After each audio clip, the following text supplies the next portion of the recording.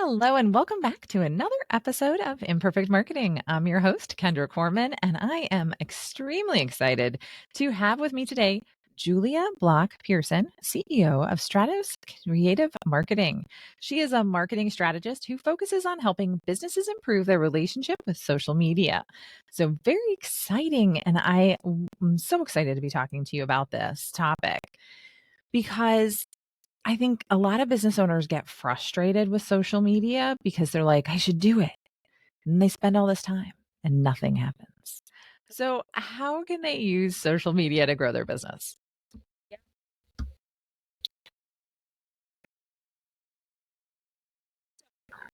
Just yesterday, I was speaking to a few people, and all three of them, out of their mouth came, "I hate social media." And I think that we all have this like love-hate relationship with it. Many of us love consuming it, and because of that, we know that it's important for our businesses, but we're like, I don't get it. It takes too much time. Is it really worth it? All of these questions, and instead of and above all things, often we feel guilty because we don't feel like we're doing it right. We are spending too much time.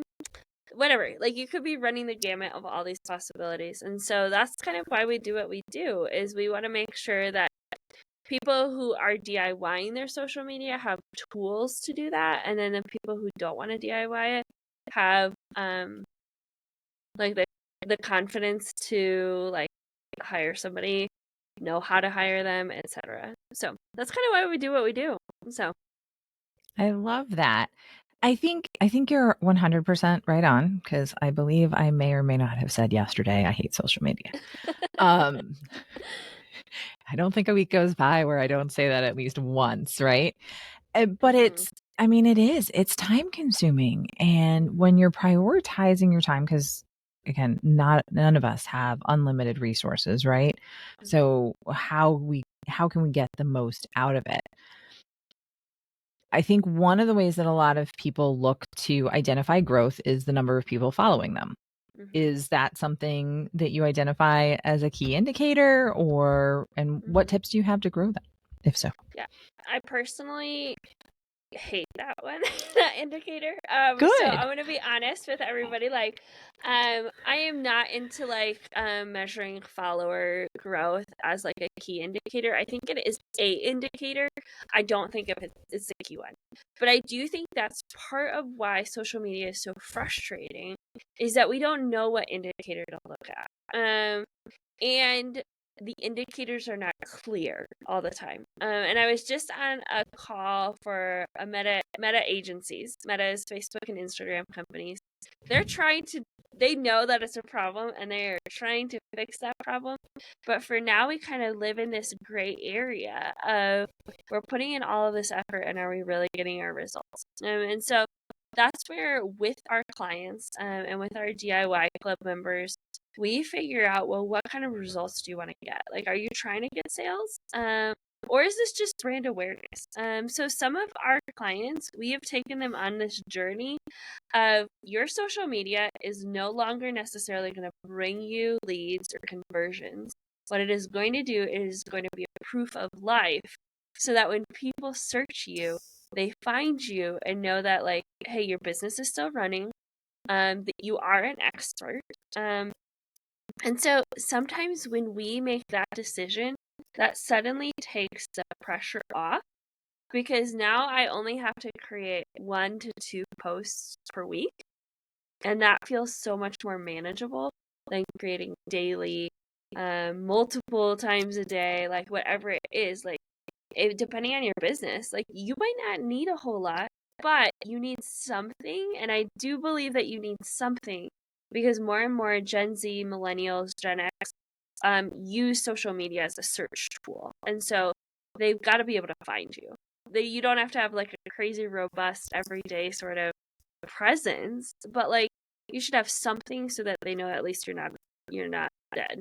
So like I love that. mm, I love that. Yeah, social media, like you need at least one of those pages mhm, existing because totally. people take that. It's like, remember way back in the day when you needed a website to be real. Mhm. Well, Yeah. now you need a website and at least one social Yeah. media account to be real. Yeah.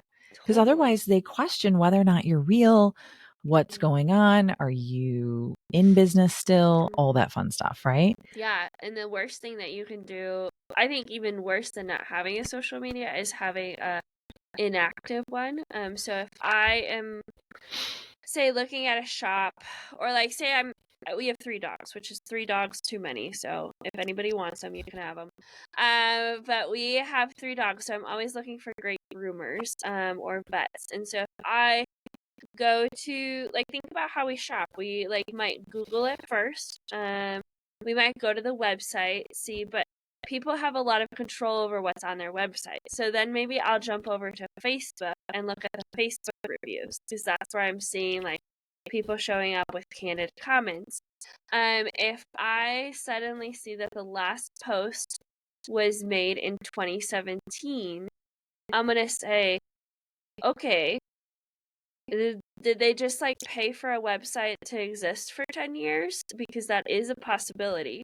Um, Hmm. like, did the Google My Business or Google profile never change like when they moved? Like, suddenly it creates all of these questions in my mind, which you as a business might be like, hey, we've been here for 25 years, nothing's changed.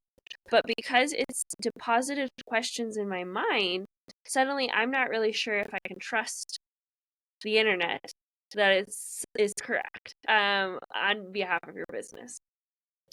So I think I'm going to go back to what you were saying even before this, because I think it was Yeah. so important. I want to make sure that I stress this for everybody listening and watching. Hmm. You got to start with your goals. Yeah. Then you got to move to your target audience, right? Hmm. Who your customers are, where are they buying from you? Hmm. If they're not finding out from social media about you and buying online and things like that, you may not have to spend as much time on social media as you think you do. For So sure. keep that in mind. Think about what your goals are. Where are you getting your most business from? I think Hmm. that was hugely important. And I like to go back to that. Hmm. I teach integrated marketing communications at a local university here in Cool. Michigan. And I tell that to my students all the time. They're like, here are my tactics. And I'm like, what were your goals? And who is your target? And then tell me how that makes that happen. And then they're like, Right. oh, yeah. Right. And then they And go back and they redo them. totally. And even to go to like your theme of the show, like marketing already is like imperfect, but like if you're not using your goals, you are going to get like bad imperfect marketing. Like I think you can have like imperfect marketing that is striving to like meet something, and whether or not you get there, like at least you gave it a fair shot. But if you are haphazardly doing it, like then you're wasting time, you're wasting effort, you're even, I would even say like you're wasting your audience's time and energy, which is not helpful to them. And so I think you really have to start with the goals, start with the end in mind, because you might be overworking yourself, quite frankly. Well, and I want everybody to be aware again, start with your goals. These are your Mm-hmm. business goals. These are Mm-hmm. not your marketing goals or anything like. If your Mm-hmm. marketing goals aren't the same as your business goals, then there's a disconnect there, Right. cuz every Totally. time I ask a client, I'll be like, or a prospect, what are your goals? They're like, my marketing goals, and I'm like, no. Your business goals? Right. Oh, really? They're not different? And it's amazing how many people don't know that they shouldn't be different. Mm-hmm. So that's always good. Okay. So we're going to start with our goals. We're going to figure out where our clients and customers are Mm-hmm. coming from. We're going to take a little pressure off if that's in the Mm-hmm. plan, right? And we're Totally. going to post appropriately, Mm-hmm. and not stress out if that's not the Mm-hmm. situation. Mm-hmm. So let's talk a little bit about that sales pipeline. Mm-hmm. So, if social media is driving it, or if it drives some of the awareness, or again, like you're saying, someone goes to the website and then goes to your social media pages, how is that helping fill your sales pipeline? Yeah, that's a great question. So more and more, um the social media landscape is really hard. Like we've talked about, you can't really track. This is how you don't really know if it's working. So the ways that I know it's working is if I am like the very first level, and like I said, we track follower growth, but it's not the only thing. I care more about engagement. I care more about direct messages, because to me, that's the first step from watching, seeing into like this person wants to interact with me. Like suddenly, like they've honored like me with an interaction, with a comment. Maybe they've honored me or honored my business, honored our relationship, um, by sending me a DM. I think it's kind of this idea, and a lot of marketers talk about marketing being like dating. Like you don't want to suddenly ask people to marry you. Like you want to have this like slow progression of a relationship. And depending on what industry you're in, it's going to be slower, longer, or faster and quicker. But either way, you want it to be this progression. And so if I start seeing like, okay, we're getting some comments, we're getting some DMs, we're getting some link clicks, like that's what I really want to see as like the initial stages. Another way that I really love building a pipeline on social is using ads. Not necessarily, I'm not talking about like click to buy. I'm not talking about like look at my website ads. I'm talking about lead generating ads. They're this like subsect of ads that I think is really underutilized. And if you even have like a proof, say you don't have a ton of time and you're DIYing your marketing, you have you just like this proof of life plan for your social.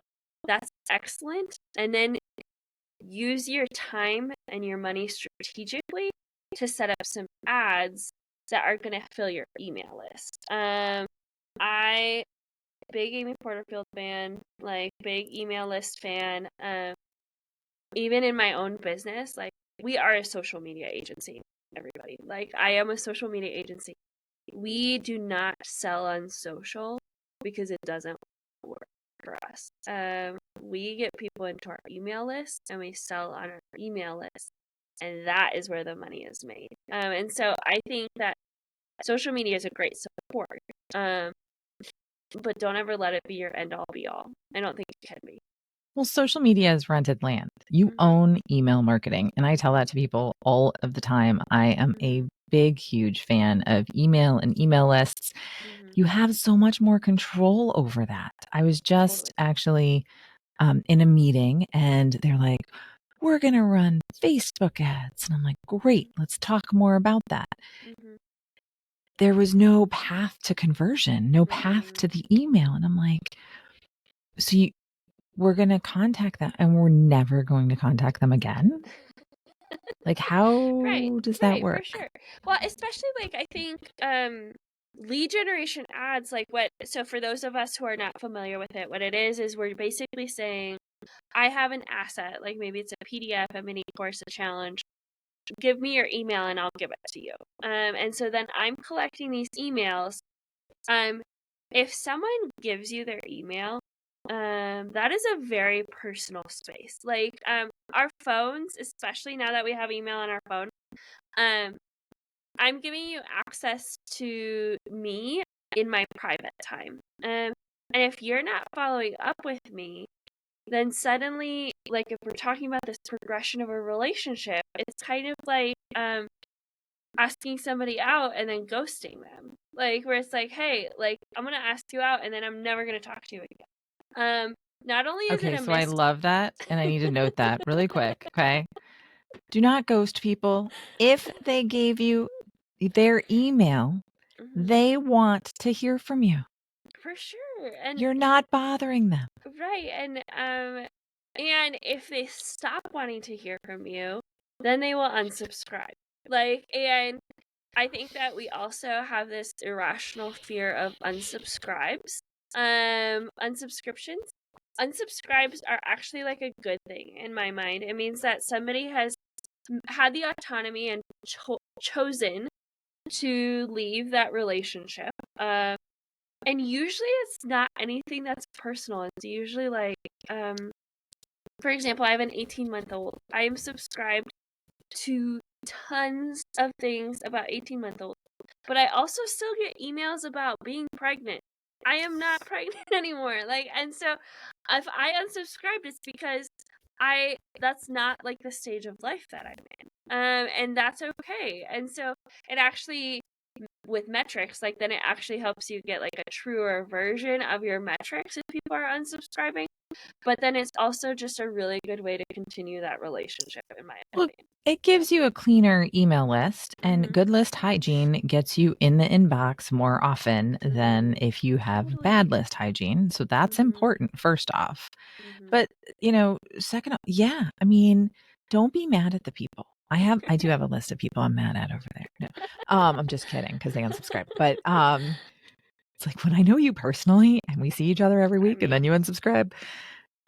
but also like my mother-in-law is on my email list, and I wish she would unsubscribe. So, There you go. But here's the thing: unsubscribes are not bad. They're mm-hmm. good, Yeah. especially if you're making changes in your business. If you're Mm-hmm. adjusting some business models and things like that, and your unsubscribes don't go down, that's a Mm-hmm. bad sign. Right, totally. And I think that especially if you're actively growing your list, there should be active growth and active attrition. Like people are coming in. There might be somebody who just wanted your free resource and then they were like, JK, I don't want the rest. Hmm. But the people who have chosen to stay on your list are people who care. Like, I would say this is in order to keep my email inbox hygiene, every time I am bored in like a waiting room, I'll go through my email and like unsubscribe from things. But you better believe that I am still subscribed to like Domino's Pizza. Not because I eat it every week, but because the moment that I know that I want to order pizza, I'm gonna go look in my email and see if there's like a free coupon, like or I'm something all like about that. Papa John's. I need my And Papa John's coupons. I right, eat it. I eat it like 4 times a year, 3 times a year. right, But and I need my or coupon when I like for really need it. example, and my husband is so embarrassed that I always talk about this, but my husband uses a CPAP. There is Hmm. a website called cpap.com. They have like monthly sales. Does he need to order things like every month? No, absolutely. He orders them 2 times a year.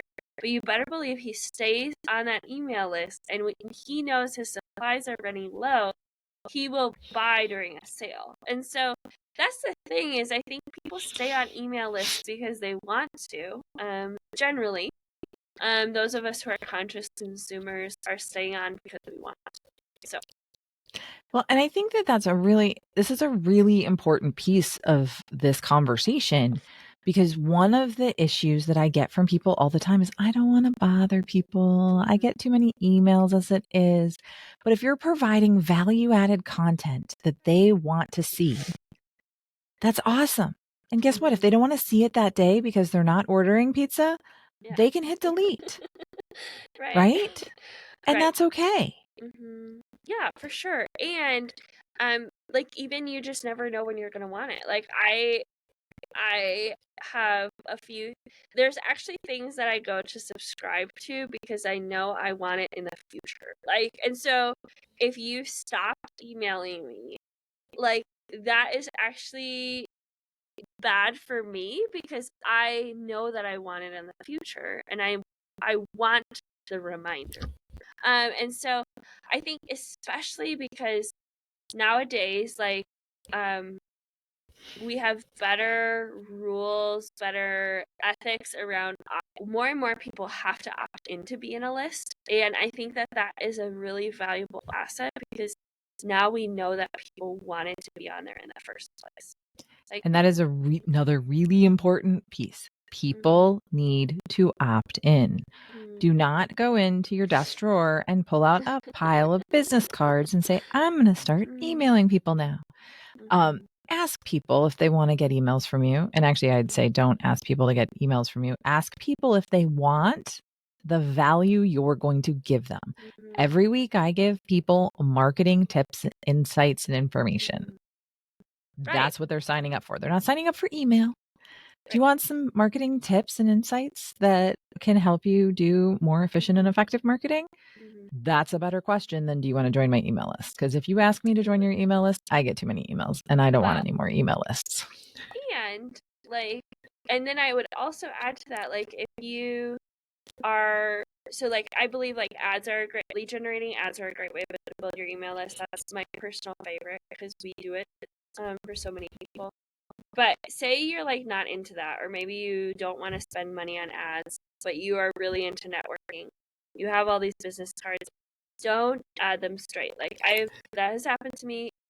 It is annoying. Like, even if I wanted to be on that list, like, I'm just annoyed that you did it. It's the principle at this point. Now I don't want your emails because Right. clearly you don't respect my inbox. What I would rather is, I think what you said, Kendra, is perfect. Like, asking, like, hey, do you want the value? But even if you sent me a genuine Google to Google email, like, not, like, don't load me into a software. Like, send me An an email, individual like, personalized email. right, that says, hey, I have this lead generator, or hey, I have this, like, ask them to opt in. Like, use what you already have, whether you're running ads, whether you have a lead generator on your website. Just say, like, offer them value, like, right off the bat, and say, hey, it was great to meet you at our networking event. We talked about XYZ. I have this PDF about it. Didn't know if you'd want it, but here you go. It'll ask you for your email and it'll send it to you automatically. Something like that. People know what they're doing. Like, they know that they're opting in and you're going to keep on emailing them.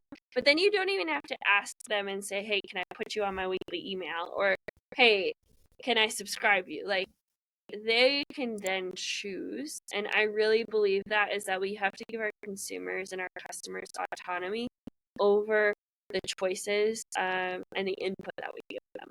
So I still remember back when we used to do re-opt-ins when we changed systems and things like that. This is a long, long time ago.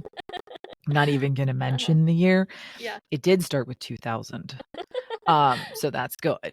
But one of the neat things about that is they trusted people that had a yes to opt in and a no button more than if you just had a yes button. Totally. And even I was talking about this with somebody this morning, is they're going through like a giant rebrand. And the theme of the business is staying the same. The content and delivery is changing. And so they have this old email list, and we were talking about, okay, they're just rebranding the email list, so they don't technically have to do anything. But they were like, what do we do? Like, do we tell people? How do we tell them? Do we need them to opt in again? Like, all these things. And we talked about this new strategy that I'm loving, is putting the unsubscribe button right in the email, where it's like, hey, this is what's happening. We want to respect your email inbox because we know it's busy and it's cluttered, but we also want you to be on here. But if you don't want to be on our email list anymore, here's the unsubscribe button. I have seen it work super well. Very rarely do people actually unsubscribe, and all of a sudden they trust you more because you basically gave them the way out. Like, and they engage more with you. Totally. And so it's kind of the same theory, is like, if you give people the option to opt in and opt out, then suddenly they're going to become more loyal readers, more loyal subscribers, whatever it might be. And in the end, like, you actually win. And so maybe you might be sacrificing like 5 email subscribers or something like that who truly don't want to be on your list. But then we just circle back to like, what is a good list, and like, what is good list hygiene. So, well, and again, I think something important there. If they don't want to hear from you, they're probably not going to buy from you. yeah. So why waste your time? Also true. Right? Yeah, it's so true. So, you know what? Put their name on a post-it on a dartboard if you're passionate about it, and, get mad or whatever you'd like to do. But again, move on from that, because I think that that's really important. And in the end, if you do have like a good lead generation,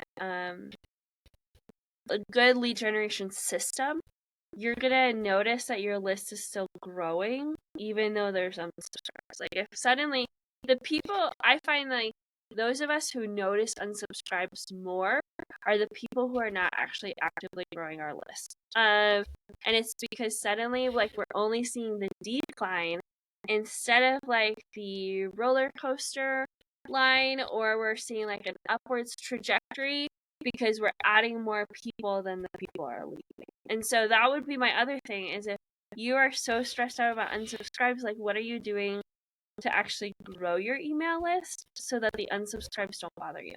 So I don't know if the unsubscribes will ever not bother me.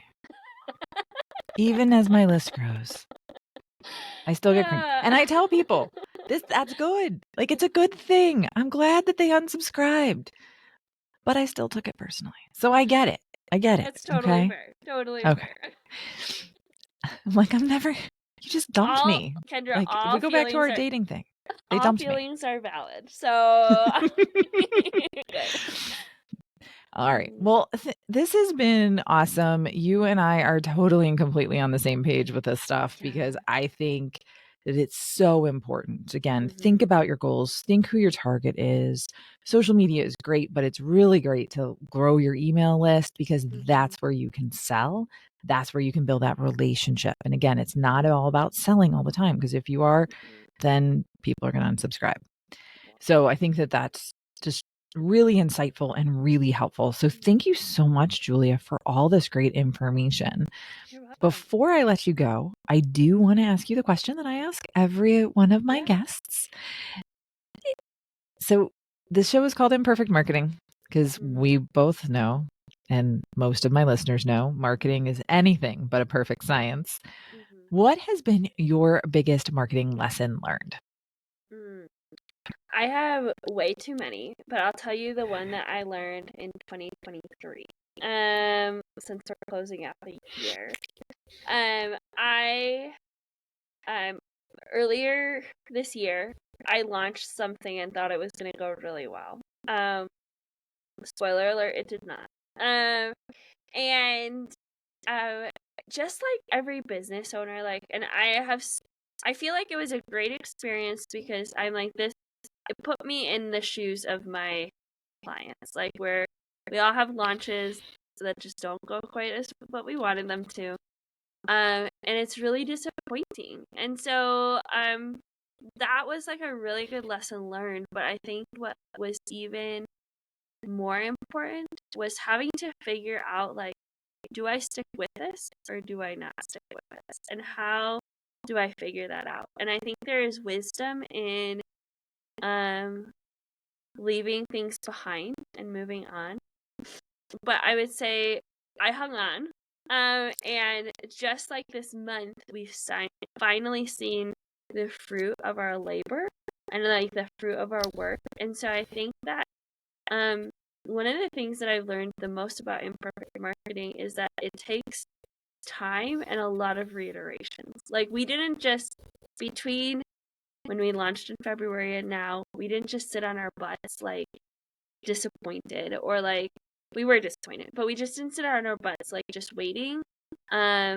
We like made iterations of things, and I think that that's where I wholeheartedly believe that marketing is anything but a perfect science. I always tell people it's kind of like half art, half science. Like, you gotta figure out something in the middle. But that's one of my biggest lessons this year, is like choosing to wait it out, but not sit on my butt and doing nothing. Yes. It's like people when they complain about their job or something like that. I'm like, okay, well, where have you applied? Right. If you haven't applied anywhere, then you've got nothing you can say about it, right? So it's taking action, it's adjusting, it's getting better understanding of your audience, and knowing you have a good product, and making sure that other people realize what problem it's going to solve for them. And I think that that's just so important. Totally. Thank you so much for your time. I really appreciate it. As always, anybody listening, you can contact Julia through the contact information in the show notes, and there'll be a link to her website there too.